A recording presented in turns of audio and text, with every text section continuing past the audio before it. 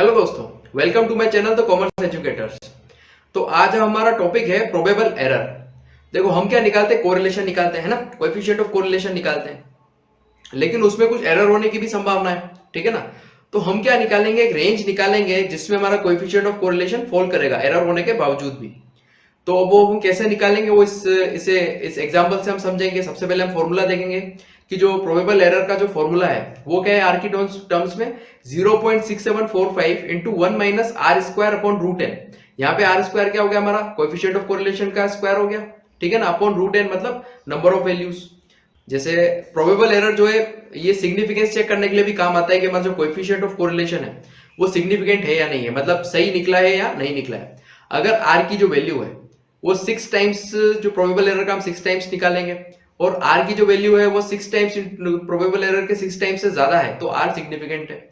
और अगर जो आर की वैल्यू है वो हम 6 टाइम्स निकालते हैं प्रोबेबल एरर का, उससे कम होती है आर की वैल्यू, तो इनसिग्निफिकेंट है हमारा कोएफिशिएंट ऑफ कोरिलेशन, मतलब आर जो है इनसिग्निफिकेंट है। ठीक है ना। तो और स्टैंडर्ड एरर हमारा जानते हो क्या होता है। स्टैंडर्ड एरर जो होता है ना उसको हम और एक्चुअल हम उससे रिजल्ट निकाल सकते हैं। जैसे प्रोबेबल एरर से इतने अच्छे रिजल्ट नहीं निकल सकते जिससे एक्चुअल रिजल्ट जो होते हैं हमारे स्टैंडर्ड एरर से निकलते हैं। तो जो हमारा स्टैंडर्ड एरर क्या होता है, स्टैंडर्ड एरर सिंपल होता है 1 minus r square upon root n. ये जो हमारा स्टैंडर्ड एरर होता है ना, मतलब हम क्या करते थे, प्रोबेबल एरर निकालते थे ना, तो किसका निकालते थे, स्टैंडर्ड एरर का ही 0.6745 करते हैं, है ना। तो हमारे जो स्टैंडर्ड एरर का जो फॉर्मूला होता है, स्टैंडर्ड एरर का जो फॉर्मूला होता है वो क्या होता है, 1 minus r square upon root n. ये होता है हमारा स्टैंडर्ड एरर। और हमारा जो प्रोबेबल एरर वो क्या होता है, 0.6745, किसका, स्टैंडर्ड एरर का, है ना, ये जो हमारी वैल्यू है इसका। तो सबसे पहले तो हम प्रोबेबल एरर का देखेंगे कि जो हमारी आर की वैल्यू है, अगर वो प्रोबेबल एरर 6 टाइम्स से ज्यादा है ना, प्रोबेबल एरर के 6 टाइम्स से अगर आर की वैल्यू ज्यादा है तो जो कोरिलेशन है हमारा सिग्निफिकेंट है। और अगर आर की वैल्यू जो है 6 टाइम्स प्रोबेबल एरर से कम है तो हमारी आर की वैल्यू इनसिग्निफिकेंट है। ठीक है ना, मतलब कोरिलेशन इनसिग्निफिकेंट है।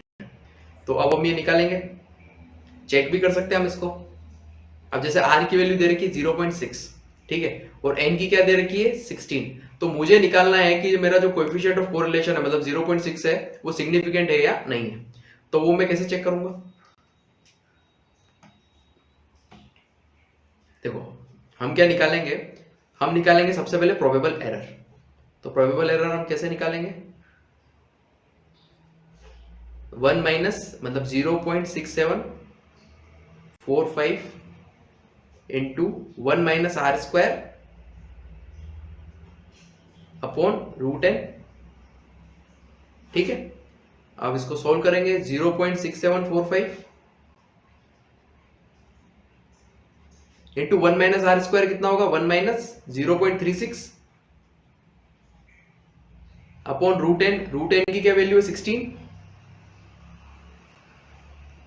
यहां पे क्या आएगा 0.6745 इंटू 0.64 अपॉन रूट 16। तो रूट 16 की क्या वैल्यू होगी, रूट 16 की वैल्यू होगी 4। ठीक है, अब ये कितनी बार जाएगा, 0.16। हमारा प्रोबेबल एरर क्या है, 0.108। ठीक है, अब हम क्या करेंगे, 6 इंटू प्रोबेबल एरर करेंगे, ये देखने के लिए कि ये सिग्निफिकेंट है या नहीं है। तो 6 इंटू 0.108 करेंगे, ये क्या आएगा 0.648। ठीक है, तो अब मैंने क्या देखा कि जो जीरो मेरा जो आर की जो वैल्यू है वो कितनी है 0.6, लेकिन जो हमारा 6 इंटू प्रोबेबल एरर है,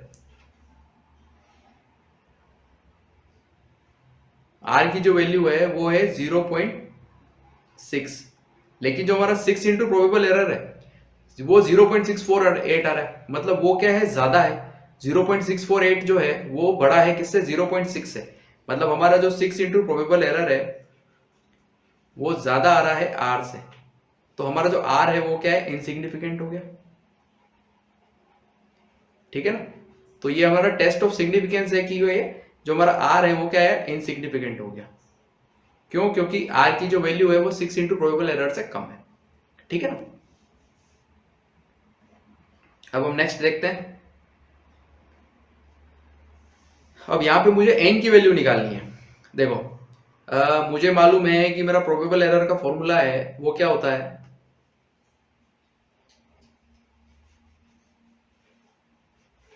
जो हमारा प्रोबेबल एरर का फॉर्मूला है वो क्या है,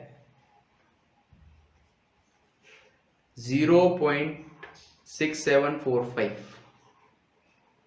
into 1 - r² upon root n. ठीक है। अब मुझे दे रखा है प्रोबेबल एरर 0.1312।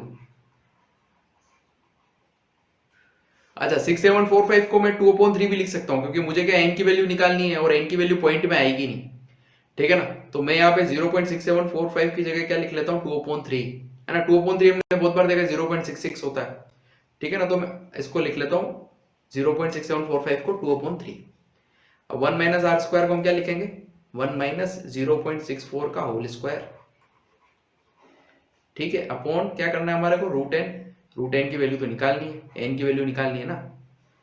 तो अब यहां पर हम क्या करेंगे 0.1312 इक्वल टू 2/3 कर दिया, इंटू क्या करेंगे 1 - 0.64।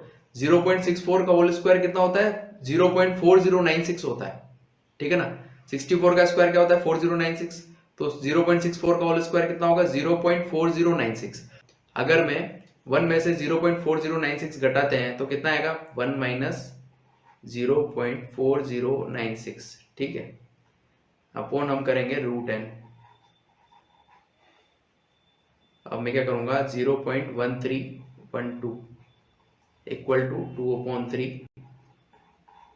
अब इसको मैं अगर घटाऊंगा तो कितना बचेगा यहाँ पे 904,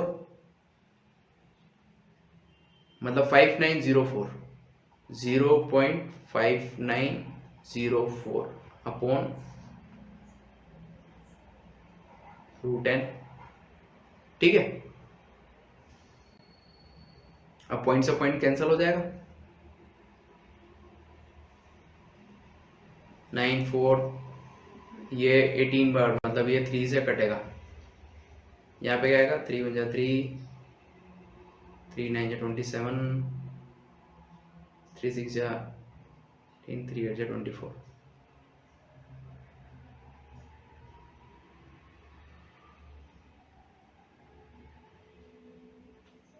ये 2 से कटेगा, 2 × 2 और ये 2 × 5 = 10, नहीं 2 × 6 = 12, 2 × 5 = 10, 2 × 6 = 12।